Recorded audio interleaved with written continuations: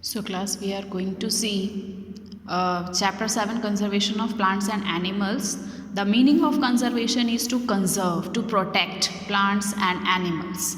The first word in your lesson is biosphere. The meaning of bio is it gives interaction with the living things. जब भी living things के साथ कोई interaction होता है तो उसको हम बायो बोलते हैं. ठीक है. बायोस्फीयर क्या है? एक ऐसी जगह, बायोस्फीयर का मतलब होता है पार्ट ऑफ द अर्थ, यानी अर्थ का वो पार्ट जहाँ पर लाइफ एक्सिस्ट कर रहा है, that is known as biosphere. Biosphere में इंटरेक्शन होता है, यानी लेना देना होता है लिविंग ऑर्गेनिजम्स का. जितने भी लिविंग ऑर्गेनिजम्स रह रहे हैं, एनिमल्स हैं, प्लांट्स हैं, ह्यूमन बीइंग्स हैं, इन सभी की जो इंटरेक्शंस है that is all is on biosphere. For example, atmosphere, land and water bodies, they all comes in biosphere. Even जहाँ तक हम देख सकते हैं high up in the sky, जितना दूर, सपोज करो ये अर्थ है, इस अर्थ से लेकर आसमान तक और अर्थ से लेकर जितनी गहराई हो ओशियन में, जितनी नीचे तक हम इसे देख सकते हैं, that is known as biosphere. This all from the sky to the depth of the ocean, it all comes in biosphere. Then come to biosphere includes lithosphere, hydrosphere, atmosphere and cryosphere, एंथ्रोस्फेयर. यानी जितने भी spheres आपने पढ़े हैं ये सारे biosphere में ही आते हैं. बायोस्फेयर में जितने भी साइकिल्स हैं, साइकिल्स ऑफ इम्पॉर्टेंट एलिमेंट्स जैसे कार्बन, नाइट्रोजन, यानी ये कहाँ से आता है, कैसे आता है और फिर किधर जाता है, इनकी क्या साइकिल चलती है, ये सारे आपके बायोस्फेयर में आते हैं. बायोस्फीयर जो है इसका हाईएस्ट लेवल है बायोलॉजिकल ऑर्गेनाइजेशन. यानी बायोस्फीयर में सबसे हाईएस्ट, सबसे ज़्यादा जो मीनिंग रखता है इसमें वो क्या है, बायोलॉजिकल ऑर्गेनाइजेशन, जो कि शुरू होता है एक सेल से. तो आपने पढ़ा होगा सेल से टिश्यू बनता है, टिश्यू से organ system, then human being, और ह्यूमन बीइंग से फिर पॉपुलेशन, फिर टाइप्स ऑफ पॉपुलेशन से स्पीसीज, टाइप्स ऑफ स्पीसीज से ecosystem, biomes and finally it comes to biosphere. तो आप देखिए बायोस्फीयर में कितनी सारी चीज़ों की इंटरेक्शंस हैं. ओके तो इस तरह से जितना भी आप देख रहे हो this all comes in biosphere. हर किसी का एक दूसरे से कनेक्शन है यहाँ पर. ठीक है, फूडिंग से लेकर के उनके शेल्टर तक जितनी भी चीज़ें हैं ये सारी बायोस्फीयर में आती हैं. Then next topic is biodiversity. Biodiversity को हम डिफाइन करते हैं डिफरेंट काइंड्स ऑफ ऑर्गेनिजम्स, जो प्लांट्स और एनिमल्स हैं, जितने तरह के प्लांट्स और ऑर्गेनिजम्स हैं एक रीजन में, एक जगह पे, उसको कहा जाता है बायोडाइवर्सिटी. जितना ज़्यादा स्पीसीज बायोडाइवर्सिटी में होगा उसको कहते हैं रिच या मेगा. जितना रिच बायोडाइवर्सिटी होगा वो उसे कहते हैं हम मेगा डाइवर्सिटी. तो मेगा डाइवर्सिटी सेंटर्स होते हैं और आपके यहाँ पर हमारे वर्ल्ड में 12 मेगा डाइवर्सिटी सेंटर्स हैं, जिसमें से इंडिया भी एक है. इंडिया में भी टाइप्स ऑफ स्पीसीज़ बहुत ज़्यादा हैं, तो इंडिया को भी मेगा डाइवर्सिटी में काउंट किया जाता है. इसके बाद आएंगे हम the conservation of mega diversity means preservation of species and population. हमें इसी मेगा डाइवर्सिटी की कंजर्वेशन पढ़नी है इस चैप्टर में, और उसका मतलब क्या हो गया, उनकी प्रिजर्वेशन करना, स्पीसीज़ को बचाना, पॉपुलेशन, उनकी पॉपुलेशन को बचाना इन देयर नेचुरल हैबिटेट, जो उनकी अपनी हैबिटेट है उसमें. तो इसको हम कहते हैं conservation of biodiversity. All species, plants, animals, जितने भी माइक्रो ऑर्गेनिजम्स हैं, जितने भी अलग अलग तरह के इकोसिस्टम हैं प्लैनेट पे, ये सारे फॉर्म करते हैं बायोडाइवर्सिटी.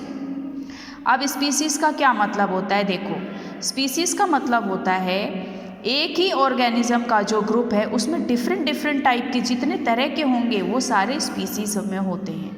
फॉर एग्ज़ाम्पल आप यहाँ पर देखिए, ये सारे विमेन हैं, they all are women but they are of different, ये अलग अलग जगह के हैं. ठीक है, तो ये क्या हो गए, ये स्पीसीज़ हो गए, टाइप्स ऑफ विमेन्स हो गए. Okay, in the same way you can see here the this animals, they all are wild animals.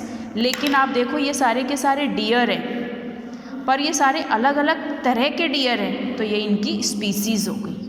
ठीक है, तो इस तरह से डियर की फैमिली में टोटल 34 टाइप्स ऑफ स्पीसीज़ हैं, यानी डियर आप देखोगे तो 34 टाइप्स की अलग अलग टाइप्स के डियर हैं।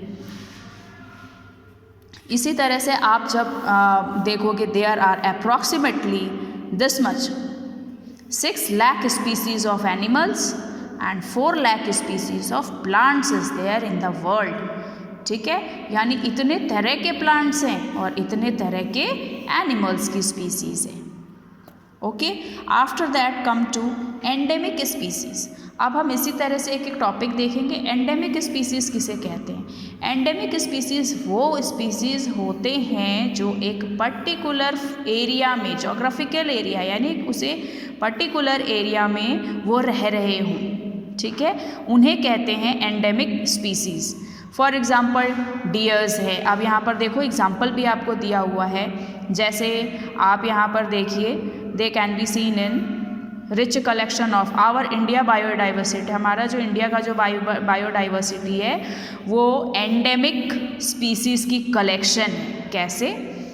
नॉर्थ, या ये आपको स्पीसीज़ देखने को मिलेंगे नॉर्थ ईस्ट इंडिया, वेस्टर्न घाट और अंडमान निकोबार आइलैंड में जो है यहाँ पर क्या मिलते हैं, जैसे कि साल और वाइल्ड मैंगो। साल की ट्री होती है और वाइल्ड मैंगो ये आपको देखने को मिलेगा पंचमढ़ी बायोस्फीयर में, यानी पंचमढ़ी जगह का नाम है। यहाँ आप जाओगे तो वहाँ पर आपको ये साल की ट्री, वाइल्ड मैंगोज़ ये मिलेंगे। इसका मतलब क्या हो गया, ये वहीं पे मिलते हैं। ठीक है, तो ये एक एंडेमिक स्पीसीज़ हो गए क्योंकि ये एक पर्टिकुलर एरिया में पाए जाते हैं, पंचमढ़ी बायोस्फीयर में पाए जाते हैं, तो इसलिए इन्हें हम बोलते हैं एंडेमिक स्पीसीज़। इसी तरह से आप देखिए the giant squirrel, flying squirrel, ये सारे आपको मिलेंगे, ये बायसन्स में मिलते हैं। There are endemic species in Pachmarhi biosphere area. Some other species that are endemic in India are Nilgiri tahr. Nilgiri tahr में वहाँ पर आप देखोगे नीलगिरी हिल्स में ग्रेट इंडियन बस्टर्ड एनिमल्स मिलते हैं। तो कहने का मतलब ये है कि एंडेमिक स्पीसीज़ हम उन्हें कहते हैं जहाँ पर स्पेशली जो एक स्पेशल जो एनिमल्स हैं या जो उनकी स्पीसीज़ है वहाँ पर पाई जाती हैं। जैसे आप देख रहे हो ये जेंट स्क्विरल है या ये नीलगिरी की टाहर है, ये सारे हमें यहाँ पर नहीं मिलेंगे। क्या हमारे आसपास के जंगलों में मिलेंगे? नो, जहाँ पर इनकी जगह है, जहाँ पर इनकी पॉपुलेशन है वहीं मिलते हैं, इसीलिए इन्हें हम कहते हैं एंडेमिक स्पीसीज़। इसके बाद आ जाओ एक्सटिंक्ट स्पीसीज़। एक्सटिंक्ट स्पीसीज़ की मतलब होती है वैसे स्पीसीज़ जो गायब हो चुके हैं अर्थ पे, they are no longer existing. ठीक है, या तो वो एग्जिस्ट नहीं कर रहे, उनकी जो लास्ट मेंबर है उनके ग्रुप का वो भी डेथ कर चुका है, तो अब उनके जैसा मेंबर या उनके जैसा जन्म नहीं ले सकता। जैसे आपको पता है डायनासोर्स हमारे अर्थ से जा चुके हैं, क्योंकि डायनासोर का जो लास्ट मेंबर होगा वो तक भी नहीं है, तो रिप्रोडक्शन कहाँ से होगा? तो विदाउट रिप्रोडक्शन तो वो स्पीसीज़ रहेंगे नहीं। तो ये जो है जिनकी एक्सटिंक्ट का मतलब हो गया जो हमारे अर्थ पे अब नहीं है। ठीक है, फिर कुछ स्पीसीज़ जो हैं वो एक्सटिंक्ट तब भी कहलाते हैं अगर वो रिप्रोड्यूस नहीं कर सकते, अगर वो पुअर हेल्थ है उनका। ठीक है, पुअर हेल्थ है वो, और भी अपना या फिर मैन उनके बोथ सेक्सेस अब वहाँ पर नहीं है, जैसे मैन है या वुमेन नहीं है, अगर ऐसा भी रहेगा तो भी उस स्पीसीज़ को हम एक्सटिंक्ट मानते हैं। For example dinosaurs, dodo birds, Caspian tiger, ये सारे एक्सटिंक्ट स्पीसीज़ हैं, they are no longer on our earth. Then endangered species. Endangered species उसको कहते हैं जिन स्पीसीज़ की डेंजर है अब उनके लिए, उनको रहना वो काफ़ी रिस्क फेस कर रहे हैं एक्सटिंक्शन का, यानी वो कभी भी गायब हो सकते हैं। कहने का मतलब है उनका जो लास्ट स्पीसीज़ रह रहा है वो गायब हो सकते हैं अगर उनकी डेथ हो गई या उनकी हंटिंग कर दी गई, तो वैसे एनिमल्स को हम कहते हैं एंडेंजर्ड एनिमल्स। तो आप देखोगे कि in the other word endangered species are those plants and animals that are on the verge of extinction, जो बिल्कुल एक्सटिंक्शन यानी हमारे अर्थ से उनका जो अभी जो लास्ट वाले भी रह रहे हैं वो भी अगर गायब हो जाएंगे तो वैसे वाले स्पीसीज़ को हम एंडेंजर्ड स्पीसीज़ कहते हैं। यहाँ पर there are 47 critical endangered species in India. कितने स्पीसीज़ क्रिटिकल में हैं? 47 एंडेंजर्ड स्पीसीज़ हैं। और इनकी पॉपुलेशन को बचाने के लिए लास्ट 100 ईयर से इनका जो परसेंटेज है वो बिल्कुल घटता जा रहा है एंड उनकी जो नेचुरल वो जो है डिक्रीज़ हो रहा है। और टाइगर की जो नेचुरल हैबिटेट है वो तो 90% घट चुकी है। और इस चीज़ को रोकने के लिए यानी इनकी पॉपुलेशन कम ना हो जाए, इनका डिक्लाइन ना हो, पॉपुलेशन इनकी ख़त्म ना हो जाए, उसके लिए ये बंगाल टाइगर्स जो हैं ये काफ़ी एंडेंजर्ड एनिमल्स हैं। इसके लिए गवर्नमेंट ने जो है बंगाल टाइगर के लिए गवर्नमेंट ने एक प्रोग्राम लॉन्च किया, conservation program, tiger conservation program in 1973। And at the turn of the century इनकी पॉपुलेशन जो है इंडिया में 40,000 था, जो कि अब ड्रास्टिकली कम होकर के 18,000 पे आ गई है इन द लास्ट 1972 तक। और अभी इनकी 27 रिजर्व्स हैं 7 स्टेट्स में that are work to conserve Bengal tigers, यानी 7 स्टेट में इनकी रिजर्व्स बनाई गई हैं इन्हें बचाने के लिए। तो हम ये थोड़ी सोच सकते हैं कि अब ये टाइगर है हमें इसके ज़िंदा रहने से क्या फ़ायदा है, ऐसा नहीं सोचना है। बायोडाइवर्सिटी में हर कोई एक दूसरे से कनेक्टेड है और एक से दूसरा जो है चेन सिस्टम में, अगर वहाँ से कोई भी हटता है तो ये हमारे बायोस्फीयर के लिए वो अच्छा नहीं होगा, बहुत ज़्यादा ही उसमें इम्बैलेंस आ सकता है। That's why we have to save them. Next audio.